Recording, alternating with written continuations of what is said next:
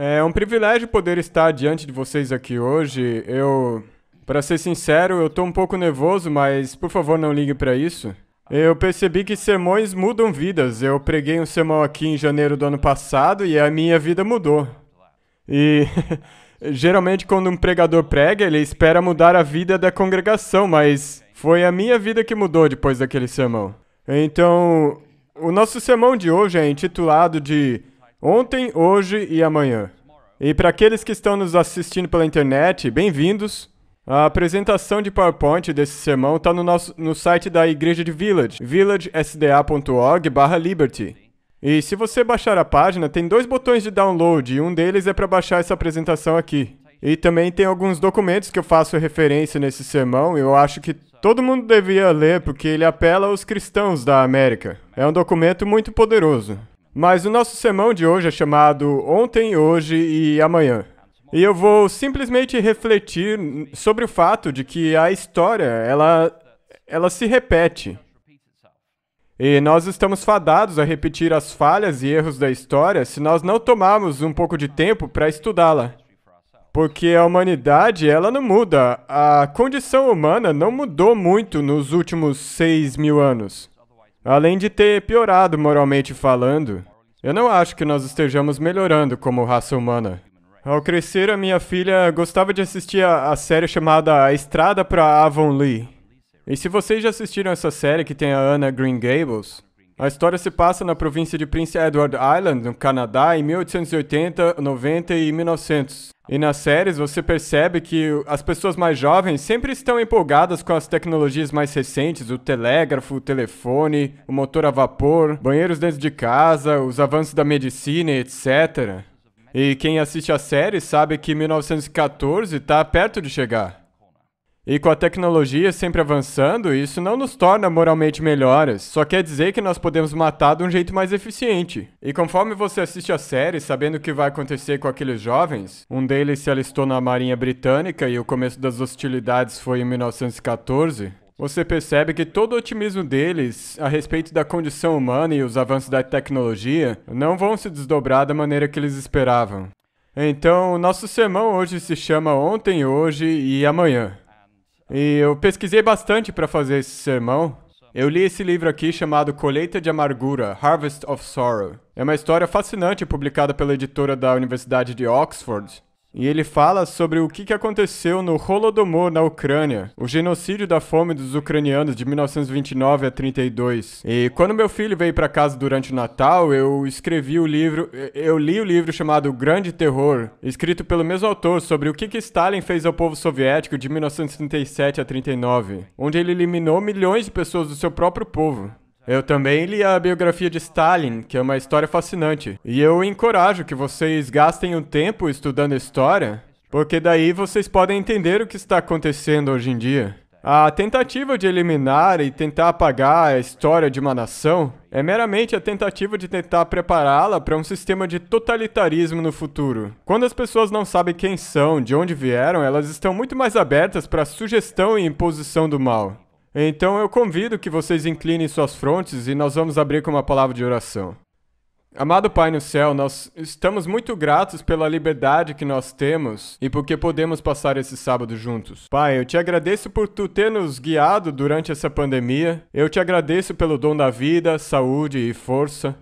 Obrigado por, de fato, nós podemos arrazoar juntos. E eu oro, Deus, para que, ao compartilharmos esses momentos aqui hoje de manhã, eu oro para que o Teu Espírito nos toque. Eu oro para que nós não apenas cresçamos em conhecimento, porque ele é apenas um símbolo que soa, mas para que nós cresçamos em amor para com os nossos irmãos e irmãs e uns aos outros. Nos abençoe com o poder do Teu Espírito Santo e que os anjos guardem esse lugar. Fale através de mim, é minha humilde oração, em nome de Jesus eu peço. Amém.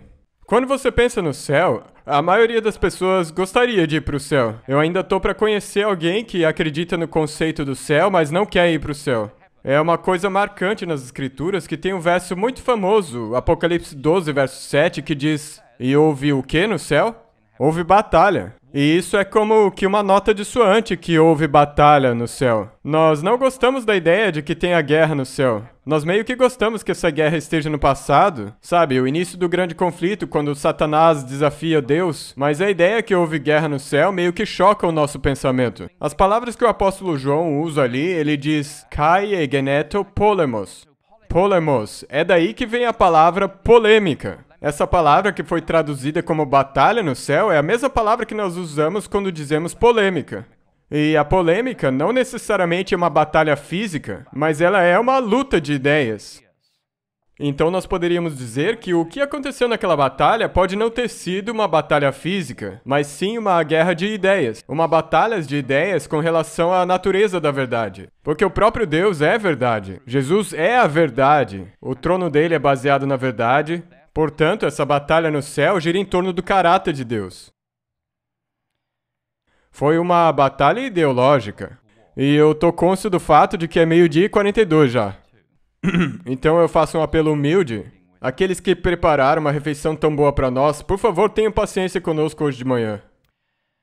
É pelos seguintes tópicos que nós vamos passar hoje. Introdução, ontem, hoje, amanhã e as conclusões. Um dos meus autores favoritos é o Solzhenitsyn, e ele disse o seguinte ao refletir sobre a natureza das ideologias. Para fazer o mal, o ser humano deve primeiramente acreditar que o que está fazendo é bom, ou então que é um ato bem pensado em conformidade com a lei natural. Isso é uma ideologia.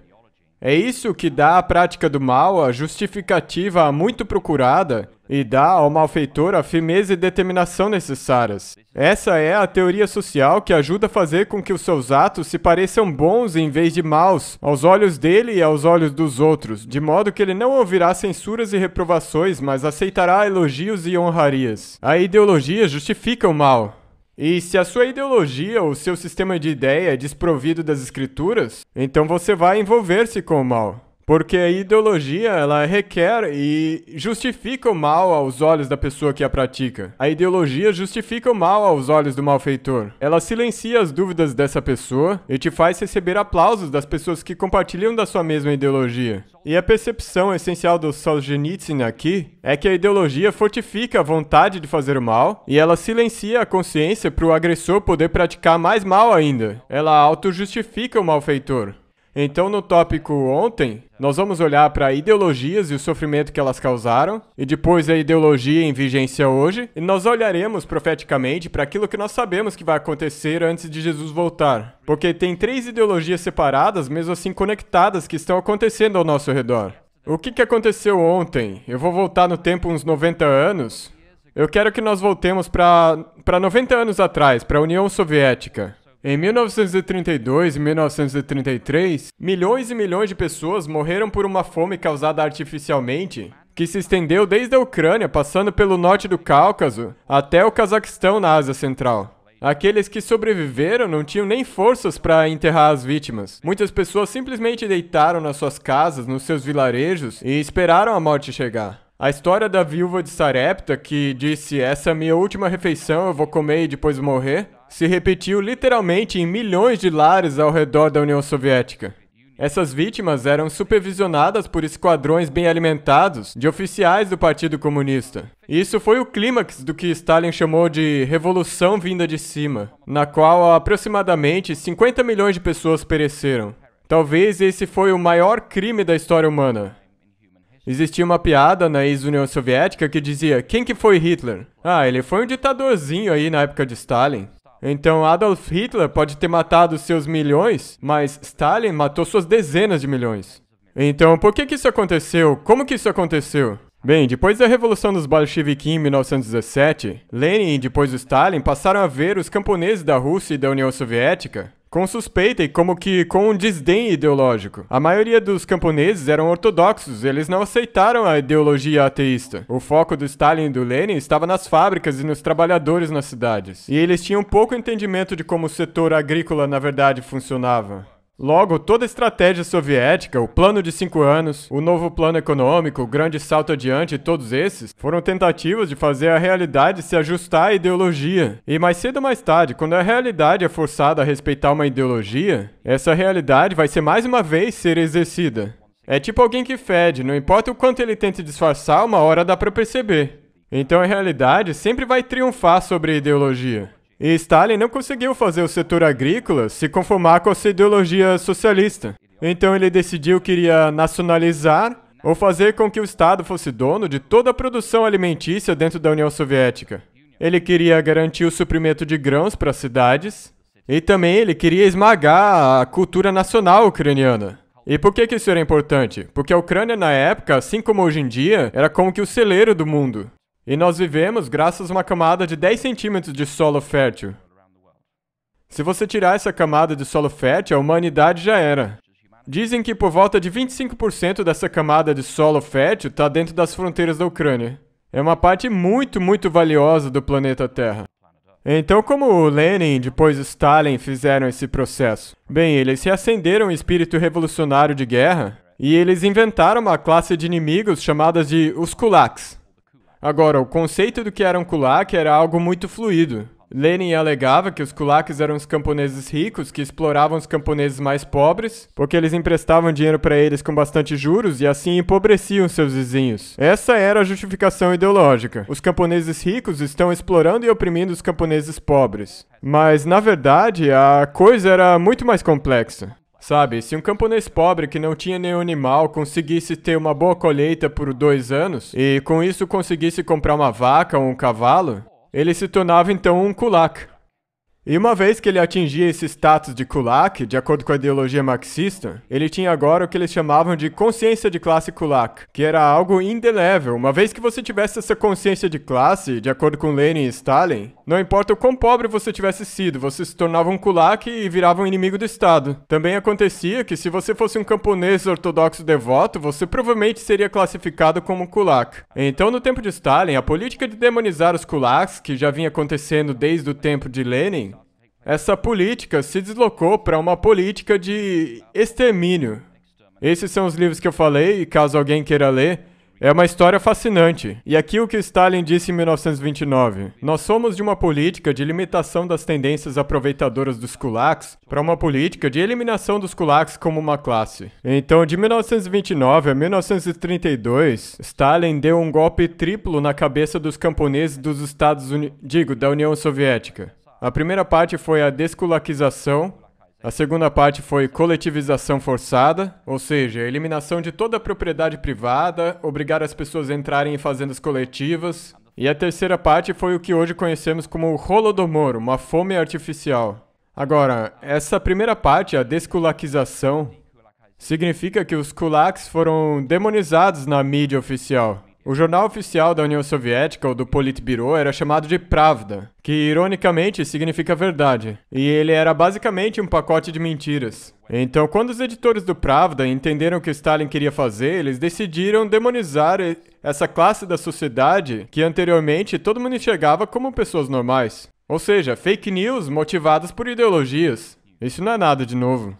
E os kulaks foram demonizados, eram chamados de escória, terroristas. O jornal Pravda argumentava que eles deveriam ser exterminados. Haviam pedidos para que eles fossem removidos da sociedade, porque eles representavam o último inimigo de classe antes de se poder atingir um Estado socialista perfeito. Então, em 1929, depois de demonizar os kulaks, Stalin começou um processo de extermínio. Muitas famílias foram simplesmente deportadas para áreas do Ártico, onde eles foram colocados em campos de trabalhos forçados, muitos morreram. As crianças eram juntadas e enviadas para campos de concentração a céu aberto e deixadas lá para morrer de fome. E muitas pessoas foram simplesmente fuziladas em suas fazendas. Esse foi um processo que criou terror ao redor da ex-União Soviética. E na verdade tem até um documento no nosso site, villagesda.org/liberty, que é uma história incrível de cristãos da Ucrânia que estavam orando e perguntando: Deus, o que você quer que nós façamos? E eles começaram a ver o que ia acontecer, começaram a ter sonhos e visões dizendo: saiam da Ucrânia, vocês precisam ir para o leste, para o leste. E muitos deles realmente foram, e ao ir para o leste, alguns deles disseram: eu quero voltar para a Ucrânia porque a minha casa é lá, é mais confortável. E eles voltaram e morreram nesse processo. E os outros cristãos que acabaram indo para o leste acabaram chegando na China nacionalista. E quando eles chegaram lá, eles pensaram: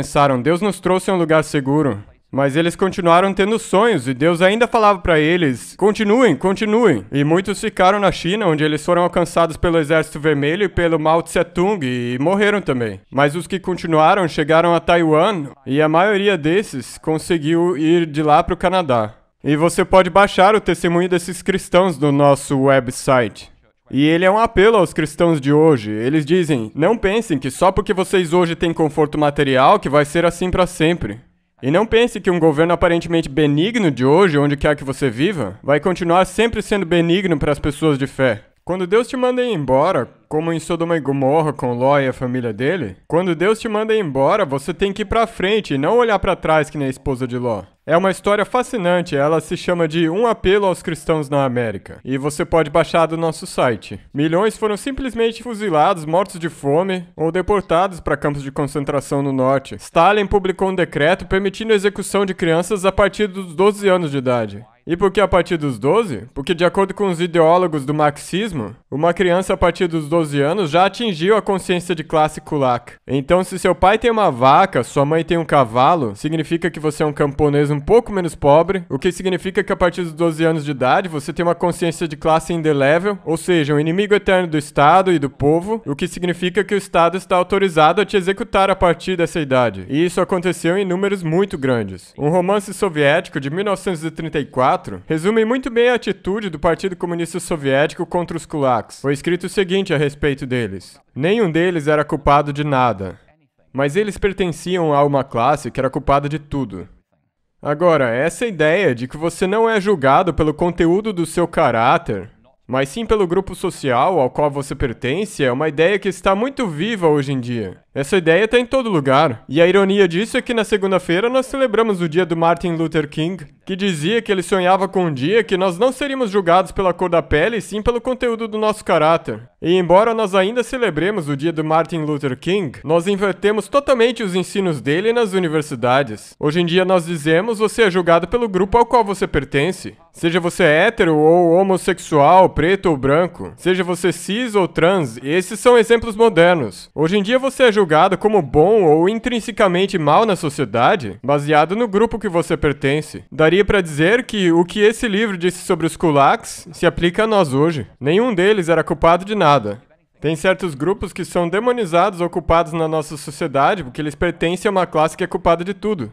Depois da desculaquização veio a coletivização forçada. Eles colocaram todas as propriedades e animais das pessoas para fazendas coletivas. Os camponeses não queriam isso e eles mataram seus animais aos milhões para não deixar que Stalin confiscasse os animais deles. Stalin juntou os camponeses e colocou eles nos chamados de sovkhoz ou kolkhoz. E quando eu trabalhei no território da ex-União Soviética, eu visitei muitas dessas fazendas coletivas. Elas são muito dilapidadas, você não gostaria de trabalhar num lugar desses. E uma vez que as pessoas estavam nessas fazendas coletivas, o Partido Comunista pagava às pessoas quase nada por um dia de trabalho. E eles estabeleciam metas de produção que eram impossivelmente altas. Essas metas eram intencionalmente muito altas. Então, se um camponês estivesse indo para casa depois do trabalho, e se ele visse uma urtiga à beira da estrada, e pegasse aquela urtiga para fazer sopa de urtiga em casa, esse camponês seria executado porque ele estava roubando propriedade estatal. Qualquer camponês que fosse pego comendo comida além da sua ração era executado. Muitos líderes do partido na Ucrânia deixaram claro para Stalin que essas metas eram inatingíveis, mas Stalin impiedosamente continuou impondo as metas. A polícia, a milícia e o exército foram enviados para tirar a comida da Ucrânia e das fazendas coletivas e de toda a zona rural. E milhões de pessoas foram deixadas para morrer. Foi uma fome arquitetada pelo ser humano. As cidades expulsavam os camponeses para eles não se tornarem um fardo no suprimento de comida, e o Partido Comunista proibiu qualquer um de importar comida para a Ucrânia para reduzir a gravidade dessa fome. Alguns cristãos do Ocidente tentaram enviar comida para essa parte do mundo, mas os comunistas impediram que a comida chegasse. Essa fome em massa fez milhões de pessoas morrerem. Essa foi uma catástrofe amplamente conhecida. Oficiais do Partido Comunista, membros da Komsomol, que significa Komunisticheskие Союз Молодежи, o que significa a União da Juventude Comunista, como se fossem os escoteiros de hoje. Eles eram como que o braço jovem do Partido Comunista, e eles enviaram esses membros da Komsomol para a Ucrânia, e eles ajudavam a roubar a comida das pessoas. Membros do partido também foram enviados, jornalistas estrangeiros sabiam disso tudo, embaixadores também. Todo mundo sabia a verdade sobre essa fome, mas ninguém podia falar nela. Na verdade, Stalin tornou até mesmo ilegal simplesmente mencionar a possibilidade de que estava tendo uma fome na União Soviética. Mas ele sabia exatamente o que estava acontecendo. Aqui tem uma foto da esposa dele, Nadezhda Alliluyeva. Ironicamente, o nome Nadezhda significa esperança. Ela foi uma revolucionária bolchevique juntamente com Stalin e andava meio entediada, então Stalin sugeriu que ela fizesse um curso de produção têxtil. E ela fez isso, foi para uma escola técnica aprender sobre produção têxtil. E lá ela conheceu vários jovens que tinham participado da desculaquização e da coletivização forçada na Ucrânia. E eles contaram a ela o que estava acontecendo, contaram dos horrores do canibalismo, das crianças cercadas e fuziladas ou abandonadas para morrerem. Eles contaram os horrores de vilarejos e cidades inteiras onde todo mundo morreu de fome. E isso deixou a Nadezhda horrorizada e ela confrontou Stalin a respeito disso. Ele disse que ela estava caindo em propaganda trotskiana, ou fake news, como nós hoje diríamos. E ele se certificou de que a esposa nunca mais iria ouvir daquilo. O que ele fez? Ele expurgou cada estudante que participou da desculaquização e da coletivização forçada. E o que isso significa? Significa que eles foram para campos de trabalhos forçados ou simplesmente fuzilados, às dezenas de milhares. E essa briga entre o Stalin e a Nadezhda parece ter sido a causa do suicídio dela, no fim de novembro de 1932. E nós aqui no Ocidente? Nós diplomaticamente sabíamos da verdade. Dá para saber isso pelos telegramas que enviavam na época para o Ocidente. Os jornalistas ocidentais também sabiam da verdade, mas muitos jornalistas e acadêmicos, querendo achar desculpas para as ideologias marxistas, rotineiramente encobriam a verdade e repetiam as mentiras do Partido Comunista Soviético. O exemplo mais descarado disso foi do Walter Duranty. Ele era o correspondente do New York Times em Moscou. Ele foi elogiado por Stalin e até mesmo ganhou o prêmio Pulitzer de jornalismo pelas suas reportagens onde ele firmemente negava estar acontecendo qualquer evento terrível na Ucrânia ou na União Soviética. Então as fake news motivadas por ideologia eram tão vivas na época como são hoje. Cuidado com o que você assiste. Então como nós podemos destrinchar esses eventos terríveis? Eu fiz uma tabela e eu gosto de tabelas porque elas ajudam a resumir as coisas. Então a ideologia dominante era o marxismo e a fonte dela era Karl Marx. E eu acho que ele era mais um satanista do que um ateu. Tem evidências fortes para isso.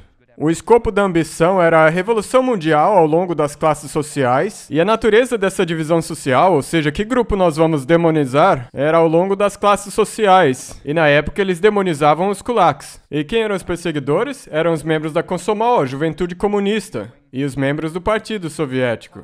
E o resultado? As mortes pela desculaquização estimadas em 6,5 milhões, 1 milhão de mortes de cazaques, mortos de fome na Ucrânia, 7 milhões. No total, aproximadamente de 14,5 a 15 milhões de mortos. E isso só as mortes, não inclui as dezenas de milhares de pessoas que foram deportadas, exiladas, perderam suas famílias e que tiveram suas vidas destruídas por essa ideologia.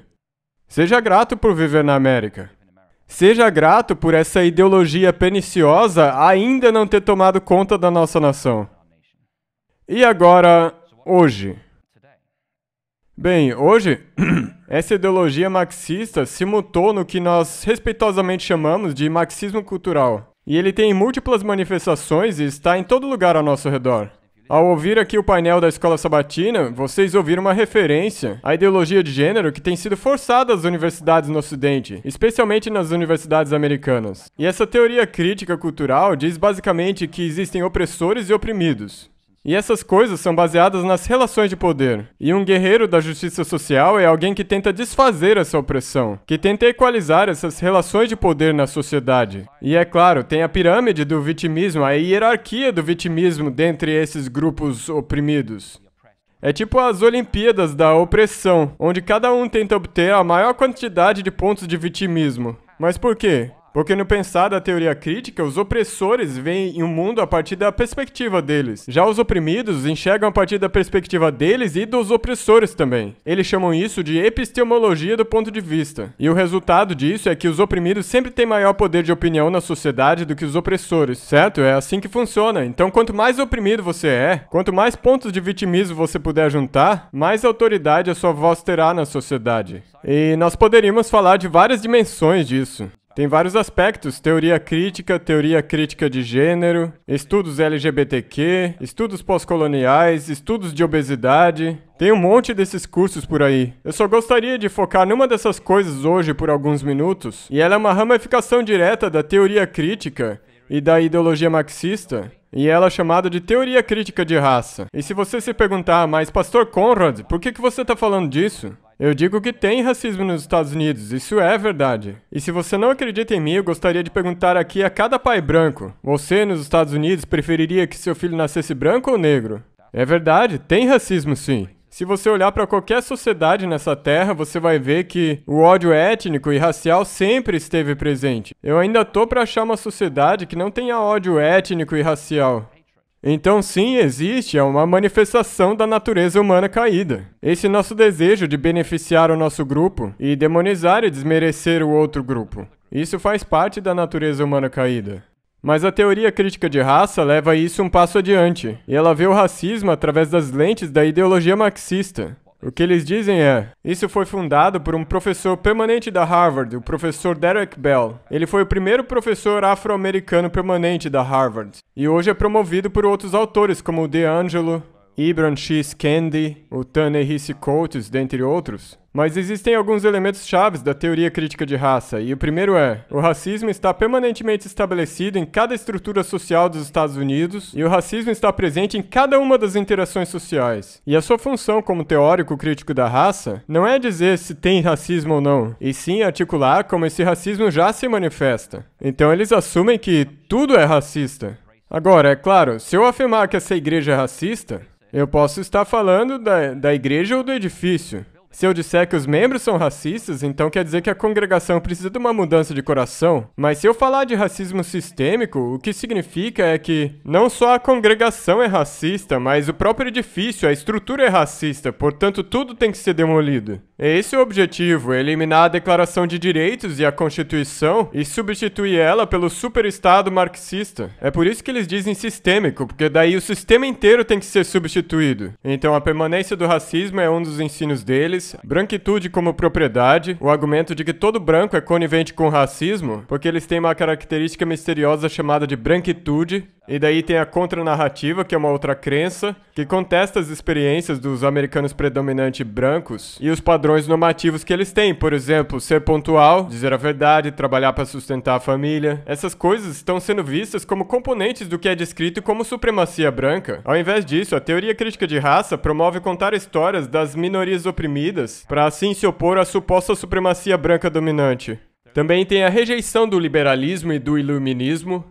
Então a teoria de raça crítica rejeita padronizações de testes escolares, rejeita a ideia da meritocracia, são contra a ideia de desconsiderar a cor da pessoa em entrevistas de emprego, rejeitam o próprio conceito de igualdade diante da lei ou de oportunidades iguais. Isso é importante, porque se você acreditar em oportunidades iguais, você tem que aceitar resultados desiguais, certo? Numa sociedade você não pode ter oportunidades iguais e resultados iguais. Se você tiver oportunidades iguais, algumas pessoas vão pegar essa oportunidade igual e se tornar um alcoólatra ou um viciado em drogas. E eles vão destruir a vida, já outras pessoas vão trabalhar duro e subir na vida. Então a teoria de raça crítica não busca por oportunidades iguais, mas sim eles procuram por equidade, ou seja, resultados idênticos. O que basicamente é como o sistema do comunismo. A teoria de raça crítica rejeita raciocínio jurídico, racionalismo e também a neutralidade da lei constitucional. Ela também ensina o que é conhecido como a hipótese de convergência de interesses, que é um ensinamento especialmente pernicioso.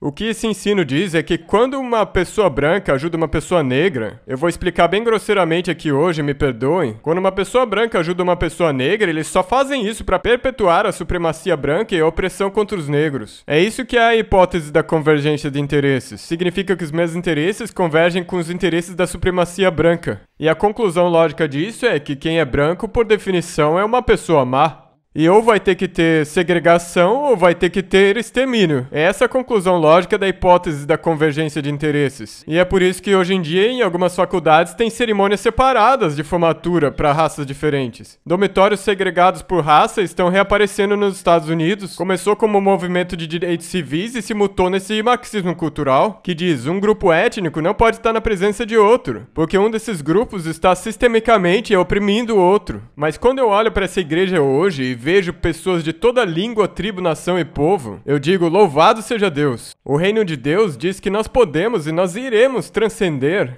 aquilo que Satanás semeou no nosso meio para nos dividir.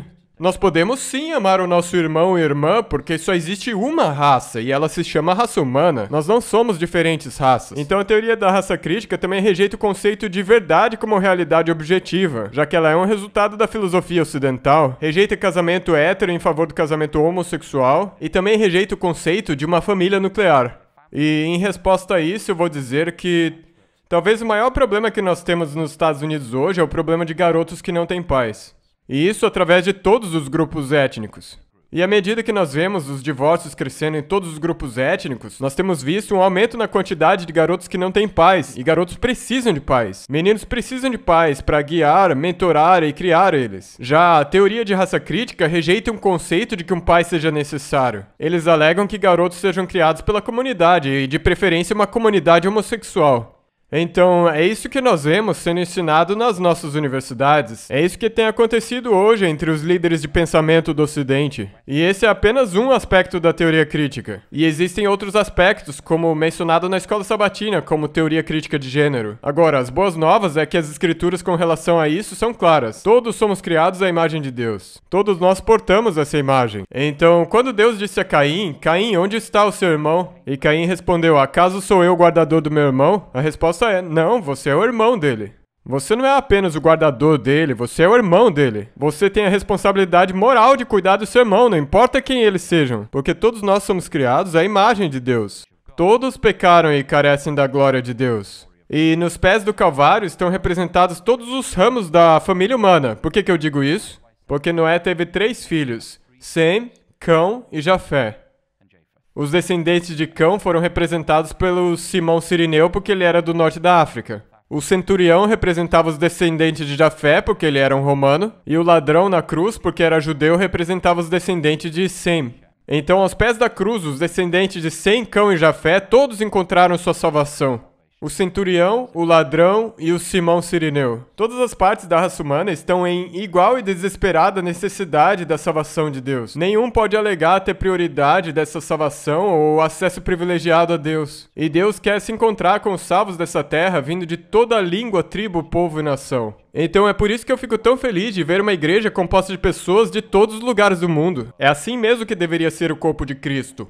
Então, como indivíduos, nós somos convocados pelas escrituras para que nós nos examinemos. Ao invés de entrar nessa ideologia marxista e surfar nessa onda, nós somos convocados como indivíduos para que tenhamos uma mudança de coração. E para que enxerguemos nossos irmãos e irmãs com novos olhos e desejemos a eles o que nós desejamos a nós mesmos. E trabalhemos por eles tanto como trabalhamos por nós. O salmista colocou da seguinte maneira: tem misericórdia de mim, ó Deus, segundo a tua benignidade, apaga as minhas transgressões. Lava-me completamente da minha iniquidade e purifica-me do meu pecado.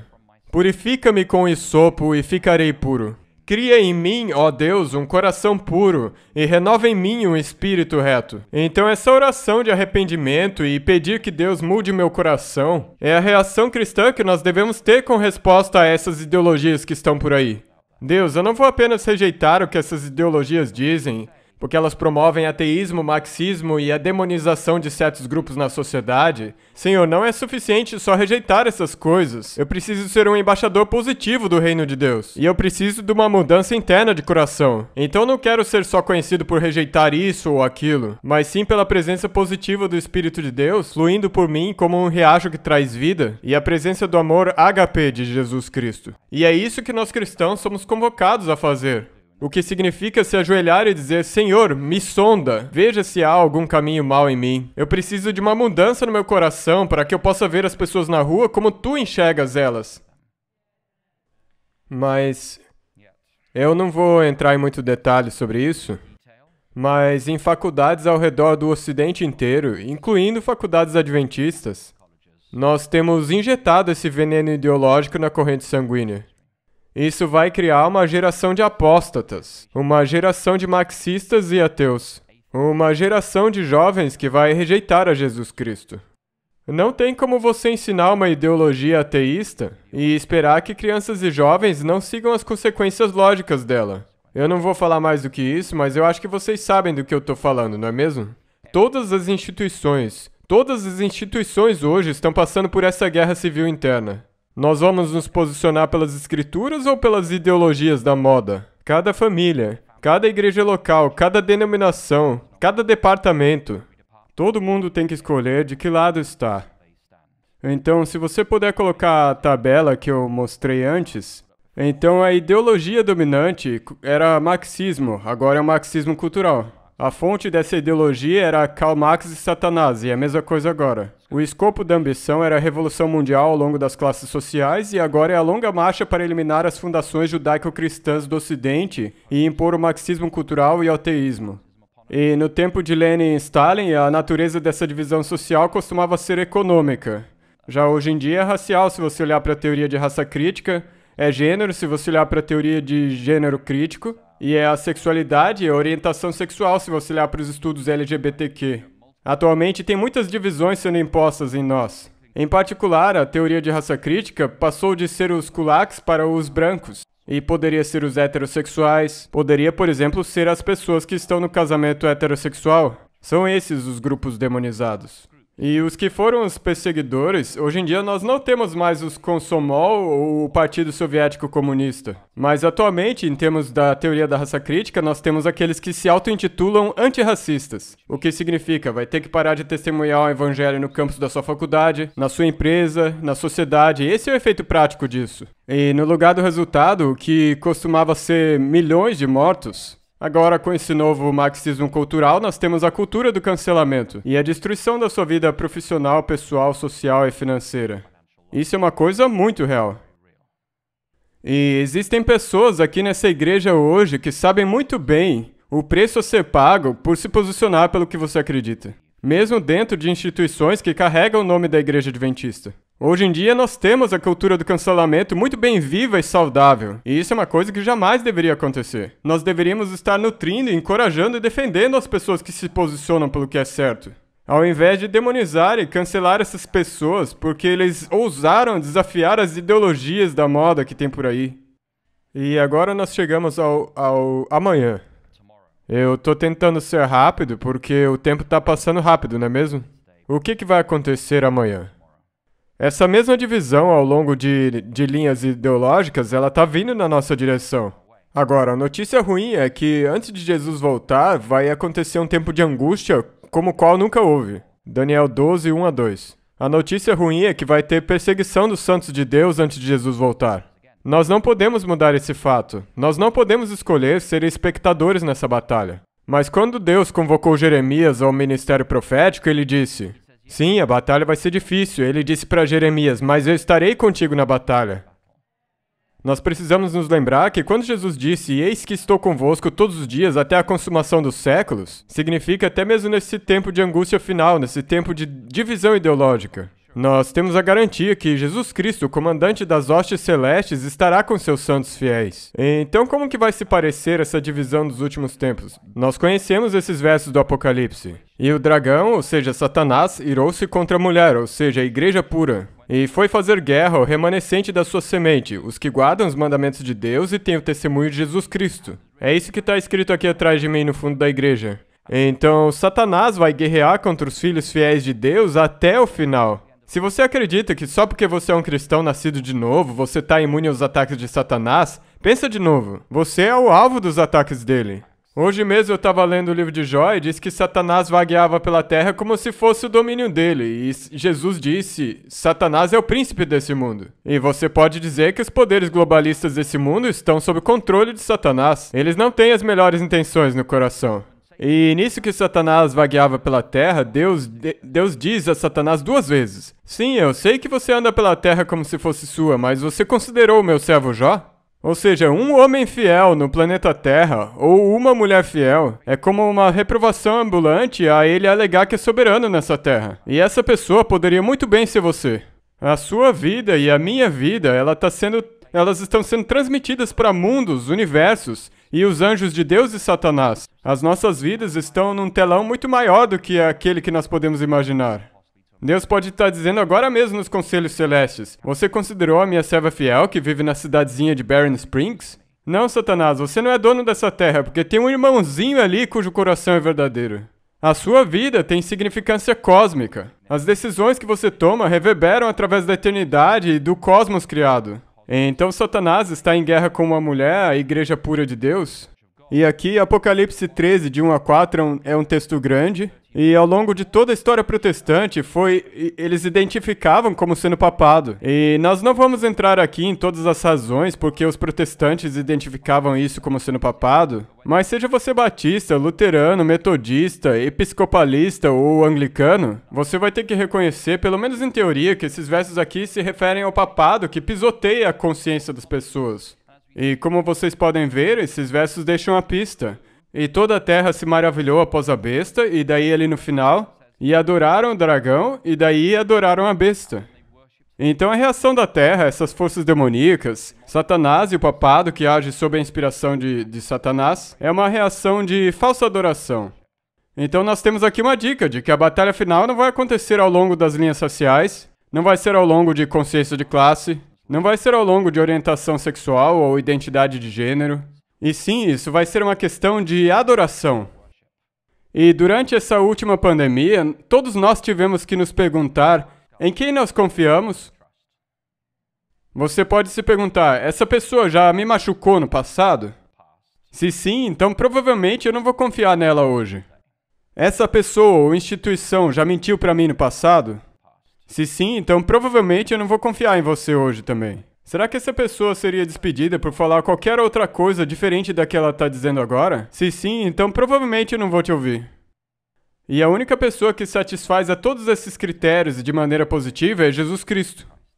Então, amar a verdade, que é amar o próprio Jesus como a verdade de Deus e a verdade sobre Deus, é muito importante para nós ao nos aproximarmos desses últimos dias. Então aqui nós temos a primeira besta de Apocalipse capítulo 13 e daí nós temos a segunda besta de Apocalipse 13. E sim, eu sei, esse slide aí tá feio com tanto texto assim. Mas eu tenho uma pergunta, tá escrito, e fizesse que fossem mortos todos os que não o quê? Adorarem a imagem da besta. Então no fim dos tempos, a linha divisória que vai haver na humanidade não vai ser sexual, racial, étnica, de gênero, econômica, política, e sim vai ser questão de adoração. Quem que é a autoridade suprema na sua vida? E durante essa pandemia, todos nós tivemos que nos perguntar, quem que é a autoridade suprema na minha vida? Será que é o Dr. Fauci? Ou é o Espírito da Verdade? Essas coisas são incompatíveis. O Espírito Santo. Será que são as mentiras da grande mídia? Ou políticos mentindo? Sabe como saber que políticos estão mentindo? Quando eles abrem a boca. Será que então são os políticos? Ou quando o Espírito Santo fala comigo com uma pequena voz quando eu leio as Escrituras? E eu me pergunto, Pai Celeste, o que tu queres que eu faça hoje? A quem nós vamos ouvir?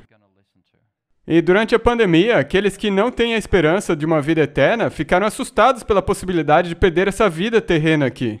E aqueles que têm a certeza da vida eterna pensam, mesmo que eu morra, vai ser só um piscar de olhos para a eternidade. Isso muda dramaticamente a perspectiva de como você reage, não somente a pandemias, mas a turbulências em aviões, tempestades no mar, acidentes de carro e tudo mais. Essa vida é só um piscar de olhos, porque Jesus está voltando. Então não vou me preocupar demais com o que acontece nesse mundo. O que realmente importa é se meu nome está no livro da vida do Cordeiro. Não se eu estou a favor da ideologia política dominante hoje em dia. Então, como que vai acontecer essa coisa final? Bem, aqui nós temos mais uma vez a descrição dos dois grupos. E o dragão irou-se contra a mulher e foi fazer guerra ao remanescente da sua semente, os que guardam os mandamentos de Deus e têm o testemunho de Jesus Cristo, Apocalipse 12, 17. Esse é um verso famoso. E Apocalipse 14, 12. Aqui está a paciência dos santos. Aqui estão os que guardam os mandamentos de Deus e a fé em Jesus. E eu quero fazer parte desse grupo. E eu posso escolher fazer parte desse grupo e cada dia mais crescer na certeza de fazer parte desse grupo, pela maneira que eu cultivo a minha consciência para viver em harmonia com a vontade de Deus. Em outras palavras, eu vou manter a minha munição seca para a crise final. Significa que quando a crise final chegar, a sua arma provavelmente vai estar enferrujada. Eu ouvi isso hoje de manhã de uma outra pessoa, é uma analogia boa, não é mesmo? Se você quiser guardar as balas para a crise final, quando ela chegar, ela vai precisar de conserto. Não vai mais estar funcionando. E eu não tô aqui literalmente falando de mas vocês entendem, não é mesmo? Então, antes de Jesus voltar, antes que Jesus volte, vai haver uma aparição de Satanás. Nós podemos ler sobre isso em 2 Tessalonicenses 2, versos 9. Agora, em Atos capítulo 2, sobre o Pentecostes, Pedro disse o seguinte: "A Jesus Nazareno, homem aprovado por Deus entre vós com maravilhas, prodígios e sinais." É assim que o ministério de Jesus foi descrito no Pentecostes, em Atos capítulo 2. E em 2 Tessalonicenses 2, quando Paulo fala do iníquo e do homem do pecado, ele está falando da aparição de Satanás. Ele diz: "A esse cuja vinda é segundo a eficácia de Satanás, com todo poder e sinais e prodígios de mentira." Agora, essas palavras usadas, sinais e mentiras, são as mesmas usadas para descrever o ministério de Jesus. Mas o engano final dele vai ser uma mentira. O que significa que a aparição de Satanás antes de Jesus voltar vai ser projetada para enganar o mundo inteiro e, se possível, até os próprios eleitos. Então, quando Jesus diz: "Se disserem que Cristo está no deserto, não vão lá. Se disserem: Ele está no interior da casa, não acrediteis." Ele disse: "Quando o Filho do Homem vier, vai ser como o relâmpago que sai do Oriente e vai até o Ocidente." O que isso significa? Significa que ninguém ao redor do mundo, não importa a língua que fale, todos reconhecem o que é um relâmpago. Você não tem como ver um relâmpago e dizer: "Ah, isso são só fogos de artifício." Todo mundo do mundo reconhece um relâmpago. Então, quando Jesus disse que quando o Filho do Homem vier, vai ser como um relâmpago que pode ser visto do Oriente até o Ocidente, significa que nesse momento todo mundo vai entender que esse é o Filho de Deus vindo para buscar os seus. Mas até esse momento, Satanás vai fazer aparições, ele vai se manifestar com a aparência de Jesus. Os muçulmanos, os cristãos, os judeus, todos eles estão à espera do retorno de uma figura messiânica. Nós estamos no jeito para sermos enganados, a não ser que amemos e conheçamos a verdade. É por isso que nós viemos aqui na igreja, por isso que lemos a Bíblia diariamente. Para guardar nas nossas mentes, cimentar nos nossos corações. E isso é importante, porque talvez chegue um dia onde você estará diante de uma audiência onde vão te perguntar as razões da tua fé. E nós já pudemos ver durante a pandemia que a hierarquia inteira da nossa denominação não vai servir para nada nesse momento. Ali vai estar só você e seu Pai Celeste para se posicionar pela convicção que você tem pelo poder do Espírito Santo. É por isso que você tem que ter a sua própria fé, não vai servir a fé dos seus pais ou do seu cônjuge, tem que ser a sua própria fé. E ela se torna a sua própria fé ao você investir tempo e propósito nela. Então, o que vai acontecer quando Satanás aparecer? Bem, aqui tem uma citação bem famosa do livro Grande Conflito, diz: "O próprio Satanás aparecerá no aspecto de um anjo de luz. Mediante a agência do Espiritismo, operar-se-ão prodígios, os doentes serão curados e se efetuarão muitas e inegáveis maravilhas. E como os espíritos professarão fé nas escrituras sagradas e demonstrarão respeito pelas instituições da igreja, sua obra será aceita como manifestação do poder divino." E a citação continua: "Por meio do Espiritismo, Satanás aparece como benfeitor da humanidade, curando as doenças do povo e pretendendo apresentar um novo e mais elevado sistema de fé religiosa. Porém, ele opera como destruidor. Ao mesmo tempo em que aparece aos filhos dos homens como grande médico que pode curar todas as enfermidades, trará moléstias e desgraças até que cidades populosas se reúnam à ruína e desolação. Mesmo agora, ele está em atividade. Nos acidentes e calamidades no mar e em terra, nos grandes incêndios, nos violentos furacões e terríveis saraivadas, nas tempestades, inundações, ciclones, ressacas e terremotos, e em toda parte sobre milhares de formas, Satanás está exercendo seu poder. Destrói a seara que está a amadurecer, e seguem-se fome e angústia, comunica ao ar infecção mortal e milhares perecem pela pestilência. Estas visitações devem se tornar mais e mais frequentes e desastrosas. A destruição será tanto sobre o homem como sobre os animais." E então o grande enganador persuadirá os homens do quê? De que os que servem a Deus estão motivando esses males. A classe que provocou o descontentamento do céu atribuirá todas as suas inquietações àqueles cuja obediência aos mandamentos de Deus é perpétua reprovação aos transgressores. Declarar-se-á que os homens estão ofendendo a Deus pela violação do descanso dominical, que este pecado acarretou calamidades que não cessarão antes que a observância do domingo seja estritamente imposta. E que os que apresentam os requisitos do quarto mandamento, destruindo assim a reverência pelo domingo, são perturbadores do povo, impedindo a sua restauração ao favor divino e à prosperidade temporal. Então, no engano final, antes de Jesus voltar, Satanás vai se mostrar à humanidade como um anjo de luz. E aqueles que são fiéis a todos os mandamentos de Jesus, não somente a alguns deles, mas a todos os mandamentos de Jesus, a lei moral, vão ser pressionados, como nesses últimos 3 anos, a violarem as suas consciências e adotarem uma falsa adoração. Tudo pelo suposto bem comum de servir ao nosso planeta e prevenir a catástrofe ambiental. E se você não acha que é isso que vai acontecer, olhe para as notícias ao seu redor. A pressão para haver lockdowns climáticos vem ganhando força. E por uma coincidência incrível, vai ser num certo dia da semana. E isso vai ser imposto a nós, primeiro por motivações ambientais e depois por razões morais. Então como que nós podemos entender isso na nossa tabela que nós criamos? Essa tabela aqui você pode baixar aí no nosso link. Então a ideologia dominante é o marxismo cultural globalista que tem afetado as elites ao redor do mundo. E a fonte dessa ideologia dominante é Satanás agindo pelos seus agentes humanos, Karl Marx ou o papado, o anticristo.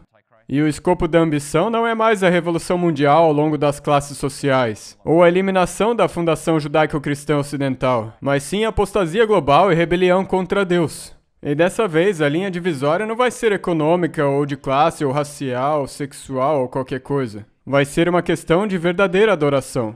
Quem que é a autoridade final na sua vida? Deus disse, lembra-te do dia do sábado. A humanidade disse, pode guardar qualquer outro dia. Quem que você vai ouvir? E o povo demonizado vai ser o remanescente fiel de Deus, os que receberam o selo de Deus em suas testas. Apocalipse 12:17. E os perseguidores serão aqueles que receberão a marca da besta. Ou na testa, que significa que eles se convenceram e fazem a partir da sua livre vontade, ou os que receberam a marca na mão, o que significa aqueles que se dobraram a essas leis impostas no fim dos tempos. E o resultado? O resultado vai ser uma exclusão econômica, nada de comprar ou vender, como em Apocalipse 13, e a pena de morte para os justos, antes que Deus intervenha com a destruição dos ímpios e a vida eterna para os justos. Aleluia. Amém e amém.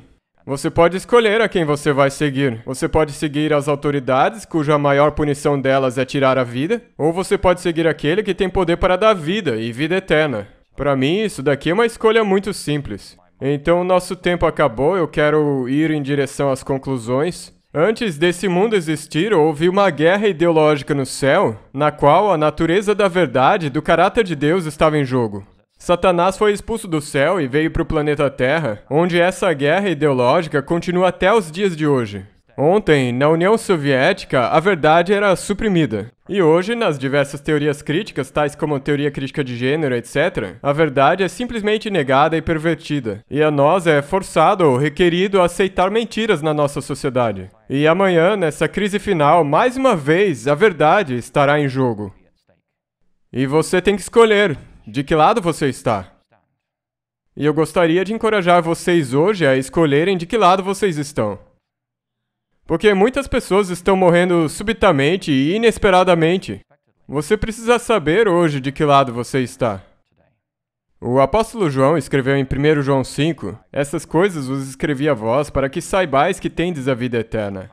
Para ter a certeza da vida eterna, não importa de qual partido você é, não importa se você é vacinado ou não, isso é irrelevante para sua vida eterna. O que importa é se você está num relacionamento com Jesus Cristo. E esse é o seu relacionamento. É isso que vai te segurar nos tempos difíceis.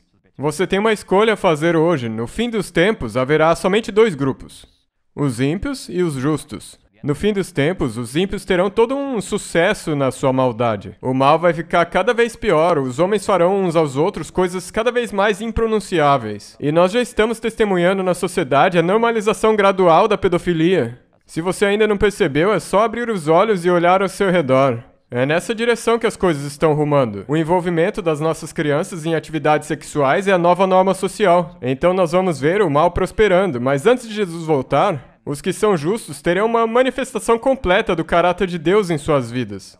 Então a colheita vai estar madura, o trigo vai estar maduro ou as uvas maduras, como diz Apocalipse. E você pode escolher hoje, baseado naquilo com qual você alimenta sua mente. Você está rumando em direção ao trigo maduro ou são as suas uvas que estão ficando maduras? Então, no fim dos tempos, há o florescimento da justiça de Deus e o florescimento da maldade de Satanás. Você pode ou escolher receber a marca da besta quando for imposta, e vai ser imposta. Nós vimos nos últimos 3 anos como decretos podem aparecer do dia para a noite. Mesmo sendo contra a Constituição, eles são impostos do dia para a noite. Ou você pode escolher receber o selo de Deus na sua testa. E eu oro hoje para que o Espírito Santo te cele e te mantenha seguro até aquele dia glorioso. Você pode escolher hoje se você vai se envolver em falsa adoração, se você vai se envolver com a falsa adoração de muitos deuses falsos desse mundo, ou você pode escolher a verdadeira adoração e se livrar dos deuses desse mundo. E ao passar pela pandemia, nós podemos nos perguntar: que deuses que têm controle sobre mim? Será que é minha carreira? Será que é o meu emprego? A minha hipoteca? As minhas finanças? Aplauso social? Respeito social? Será que são esses os ídolos que estão me prendendo?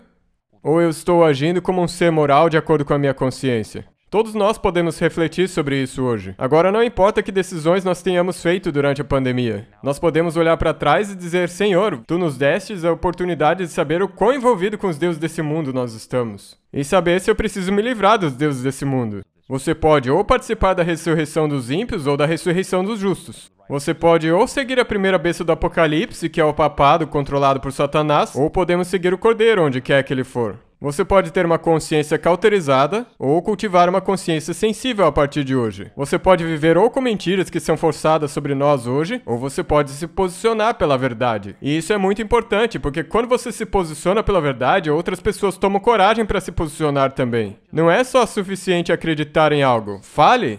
Porque quando você fala, alguém toma coragem para poder falar também.